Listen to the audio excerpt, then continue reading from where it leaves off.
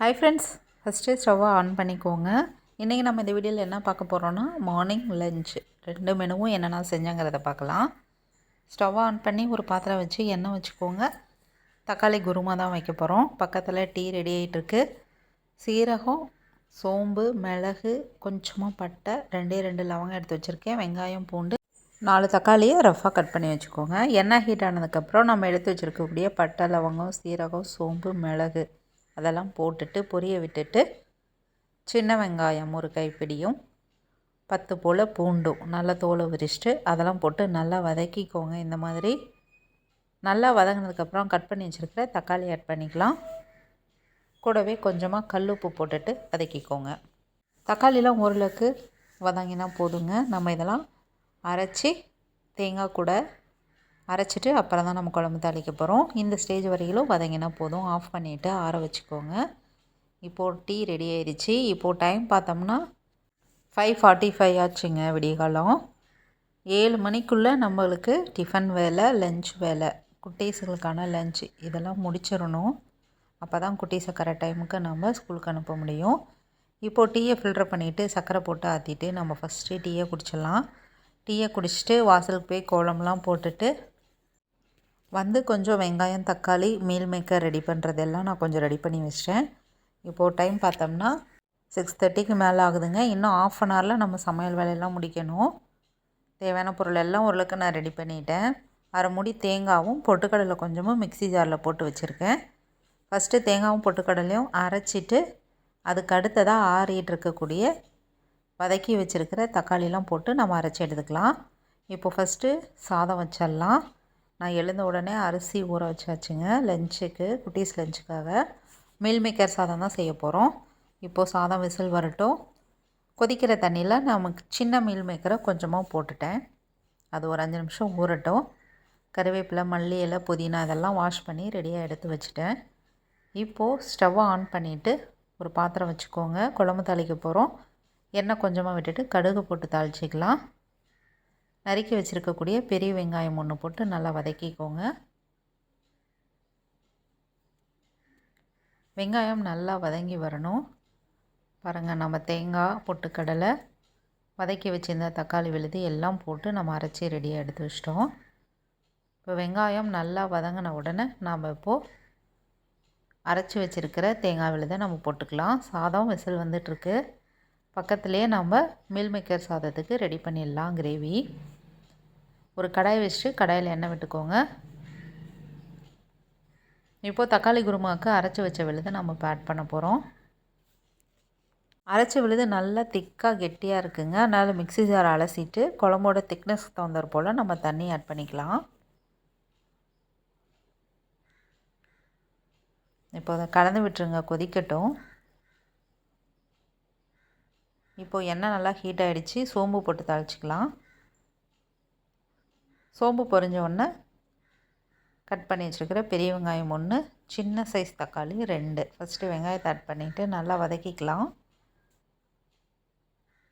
குழம்பு இன்னுமே நல்லா திக்காக இருக்குங்க. நான் கொதிக்கவே இல்லை, ஆனால் நல்லா திக்காக இருக்குது. இன்னும் கொஞ்சம் தண்ணி ஆட் பண்ணிக்கலாம்.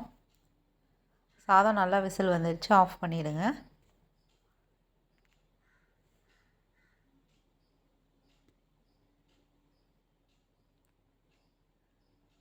இப்போ குழம்புக்கெலாம் தேவையான மசாலா பொருட்கள் ஆட் பண்ணிக்கலாம். மஞ்சள் தூள் கொஞ்சமாக, காரத்திற்கேற்ப மிளகாத்தூள்,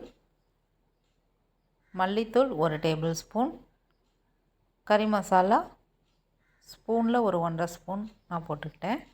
தேவையான அளவுக்கு கல்லுப்பு. தக்காளி வதக்கும் போதும் நம்ம உப்பு ஆட் பண்ணியிருக்கோம். ஸோ அதனால் பார்த்து போட்டுக்கலாம். இப்போ எல்லாத்தையும் கலந்து விட்டுட்டு நல்லா கொதிக்க வைக்கலாங்க. இப்போ வெங்காயம் நல்லா வதங்கிருச்சு. இப்போ கட் பண்ணி வச்சுருக்கிற தக்காளி ஆட் பண்ணிக்கலாம். தக்காளி நல்லா வதங்கணும். கூடவே இஞ்சி பூண்டு விழுது 1 ஸ்பூன் ஆட் பண்ணிக்கோங்க. கல்லுப்பு கொஞ்சமாக ஆட் பண்ணிக்கலாம். மீடியம் ஃப்ளேமில் வச்சுட்டு நல்லா வதக்கி விடுங்க. காலையில் குட்டீஸை ஸ்கூலுக்கு அனுப்புகிற வரைக்கும் ஒரு நிமிஷம் கூட டைம் வேஸ்ட் பண்ண முடியாதுங்க. வேக வேகமாக வேலையெல்லாம் செய்யணும். நான் கூடவே இட்லியும் நான் ஊற்றி வச்சிட்டேன் காலையில் டிஃபன் சாப்பிட்றதுக்கு குட்டீஸ்க்கு. இப்போது வெங்காயம், தக்காளி, இஞ்சி பூண்டு விழுது எல்லாம் நல்லா வதங்கி வந்துருச்சு. இப்போ சுடுதண்ணிலேருந்து பிழிஞ்சு எடுத்த மீல் மேக்கரை போட்டுக்கலாம். மஞ்சத்தூள், காரத்திற்கேற்ப மிளகாத்தூள், கொஞ்சமாக பிரியாணி மசாலா இதெல்லாம் போட்டுட்டு நல்லா கலந்து விட்டுருங்க. இப்போ ஒரு 7-8 நிமிஷமாக குழம்பு நல்லா கொதிச்சிட்ருக்கு. இப்போ குழம்பு நமக்கு ரெடி ஆகிடுச்சு. உப்பு காரம்லாம் செக் பண்ணிக்கோங்க. பத்தலைனா நம்ம இப்போ இந்த ஸ்டேஜில் ஆட் பண்ணிக்கலாம். உப்பு கொஞ்சம் கம்மியாக இருந்ததுனால நான் கொஞ்சமாக உப்பு ஆட் பண்ணிட்டேன். இப்போது கருவேப்பிலையும் மல்லித்தலையும் தூவிட்டோம்னா நமக்கு குழம்பு ரெடி ஆகிடும். அவ்வளோதான். ஃபுல்லாக சிம்மில் வச்சுட்டு ஒரு 2 நிமிஷம் கழித்து குழம்பு ஆஃப் பண்ணிவிடுங்க. தக்காளி குருமா நமக்கு ரெடி ஆகிடுச்சு. கொஞ்சமாக தண்ணி ஆட் பண்ணிக்கோங்க. ஆட் பண்ணிவிட்டு நல்லா கலந்து விட்டுருங்க. அப்போ தான் மீல் மேக்கருக்குள்ளே நம்ம போட்டிருக்கக்கூடிய மசாலாலாம் உள்ளே இறங்கும். ஒரு பிளேட் போட்டு மூடிட்டு ஒரு 5 நிமிஷம் வேக வச்சிடலாம் மீடியம் ஃப்ளேமில். இப்போது சாதத்தை ஓப்பன் பண்ணி வச்சிடலாம். சாதம் ஓரளவுக்கு ஆறி வரட்டும்.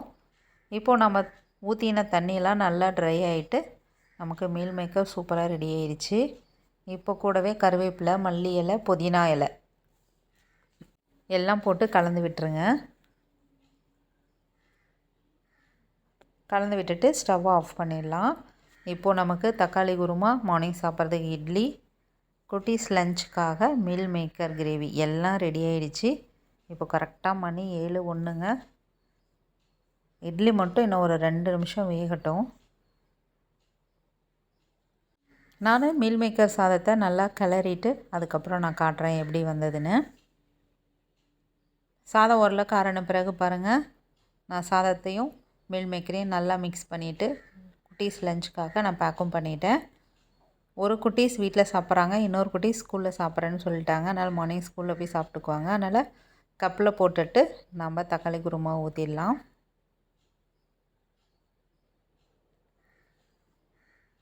நம்ம பேக் பண்ணி கொடுக்கும்பொழுது குழம்பு கொஞ்சம் சேர்த்து ஊற்றணுங்க, இல்லைனா இட்லி ஃபுல்லாக ட்ரை ஆகிடும். அவ்வளோதான், நமக்கு மார்னிங் டிஃபன் பார்த்துட்டோம். அவ்வளோதான். இன்றைக்கி வியாழக்கிழமைங்கிறதுனால வீட்டு வேலைலாம் முடிச்சுட்டு வீடெல்லாம் துடைச்சிட்டு சாமிலாம் கும்பிட்டுட்டு மார்னிங் டிஃபனும் சாப்பிட்டாச்சு. அடுத்ததாக லன்ச் மெனு என்னங்கிறத பார்க்கலாம். இன்றைக்கி ஷட் டவுனுங்க, அதனால் குழம்பு எதுவும் இப்போ வைக்க முடியல. அதனால் சாதம் நான் வச்சுட்டேன் பாருங்கள். லஞ்சுக்கு சாதம் வடிப்பேன் நான் எப்பயும். குட்டீஸ் லஞ்சுக்கு பேக் பண்ணுறதுனால அவங்களுக்கு மட்டும் வர மாதிரி கொஞ்சமாக குக்கரில் வச்சு தாளித்து கொடுத்துருவேன். கரண்ட் இல்லைங்கிறதுனால ரசத்துக்கு எல்லாமே இடித்து நான் ரெடி பண்ணி எடுத்து வச்சிட்டேங்க. புளியும் தக்காளி ரெண்டும் போட்டு நான் நல்லா ஒரு 5 நிமிஷம் கொதிக்க வச்சு எடுத்து வச்சுருக்கேன். இதில் என்ன செய்ய போகிறோன்னா சொரக்காய் பொரியல் தாங்க செய்ய போகிறோம். இது போல் ஒரு கடாய் வச்சுட்டு எண்ணெய் ஊற்றிக்கோங்க, கடுகு போட்டு தாளிச்சிக்கோங்க.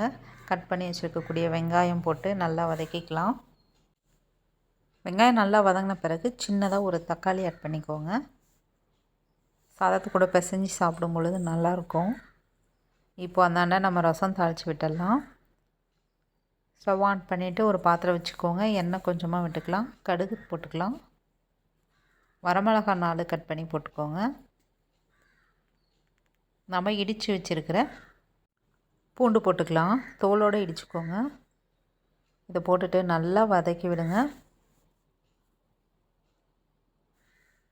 மிக்சிலாம் வராதப்போ அம்மியில் இடித்து தான் இந்த ரசம் வைப்போம். அவ்வளோ சூப்பராக இருக்கும். மிக்சி வந்ததுலேருந்து ரசத்தோட ஃப்ளேவரே போயிடுச்சு. இப்போது நம்ம கரைச்சி வச்சுருக்கக்கூடிய புளி தக்காளி கரைசலை நம்ம இப்போ ஊற்றிக்கலாம்.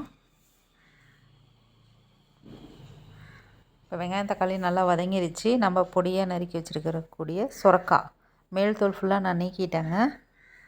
சொரக்காவை போட்டுட்டு நல்லா கலந்து விட்டுருங்க. கூடவே கல்லுப்பு கொஞ்சமாக ஆட் பண்ணிக்கலாம். ரசத்துக்கும் உப்பு போட்டுக்கலாம்.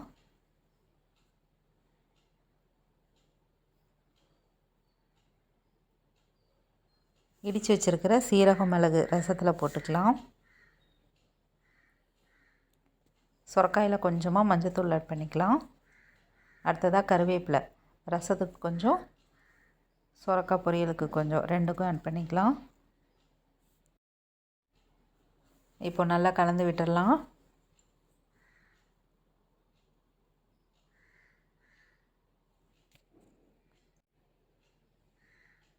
இந்த சொரக்காய் பொரியலுக்கு தண்ணியே ஆட் பண்ணாமல் நம்ம செஞ்சோம்னா டேஸ்ட்டு சூப்பராக இருக்கும். காரத்துக்கு ஏற்ப மிளகாத்தூள் ஆட் பண்ணிக்கோங்க. ரசத்தில் கொஞ்சமாக பெருங்காயத்தூள், மல்லித்தழை, அவ்வளோதான். நம்ம ரசத்துக்கு போடக்கூடிய பொருள் எல்லாம் போட்டுட்டோம். மிளகாத்தூள் போட்டுட்டு நல்லா பரட்டி விடுங்க. சுரக்காயிலேருந்தே நமக்கு தண்ணி வரும், அதுலேயே காய் நல்லா வெந்து வந்துடும். ஒரு 2 நிமிஷம் மட்டும் பிளேட் போட்டு மூடி வைங்க. பாருங்கள் எவ்வளோ தண்ணி விட்டுருக்குன்னு. இதுக்கப்புறம் ஃபுல்லாக சிம்மில் வச்சு காயை வேக வச்சோம்னா நல்லா வெந்து வந்துடும். 10 நிமிஷத்தில் நல்லா வெந்துடும். பிளேட் போட்டு மூடிடலாம். இப்போது ரசம் நமக்கு கொதிக்கிற ஸ்டேஜ் வந்துடுச்சு. ஆஃப் பண்ணிடுங்க.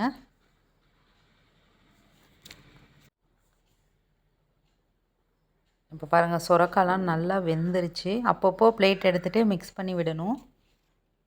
இப்போது துருவி வச்சுருக்கிற தேங்காய் துருவலை நம்ம ஆட் பண்ணிக்கலாம். சப்போஸ் சுரக்காய் வேகலைனா மட்டும் தண்ணி ஆட் பண்ணி வேக வைங்க. நமக்கு பாருங்கள் கரெக்டாக வெந்து வந்துருச்சு. தண்ணி ஆட் பண்ணாமல் செஞ்சோம்னா சூப்பராக இருக்கும் டேஸ்ட். தேங்காய் துருவல் ஆட் பண்ணிவிட்டு ஸ்டவ் ஆஃப் பண்ணிடுங்க. நமக்கு சுரக்காய் பொரியல் ரெடி ஆகிடுச்சு. இந்த மாதிரி ஒரு டைம் சுரக்காய் பொரியலை ட்ரை பண்ணி பாருங்கள். முட்டையும் வேக வச்சுருக்கேன் நான். சாதம் வடித்தாச்சு. இது புளிச்சக்கீரை கடைஞ்சது, முந்தானே நாள் கடைஞ்சது, ஃப்ரிட்ஜிலேருந்து எடுத்து வச்சுருக்கேன். அவ்வளோதான். மார்னிங் வச்ச தக்காளி குருமா இருக்குது, ரசம் இருக்குது. அவ்வளோதான். இன்றைக்கான ரெசிபிஸ் எல்லாத்தையும் பார்த்துட்டோம். லைக் பண்ணுங்கள், ஷேர் பண்ணுங்கள், சப்ஸ்கிரைப் பண்ணிக்கோங்க.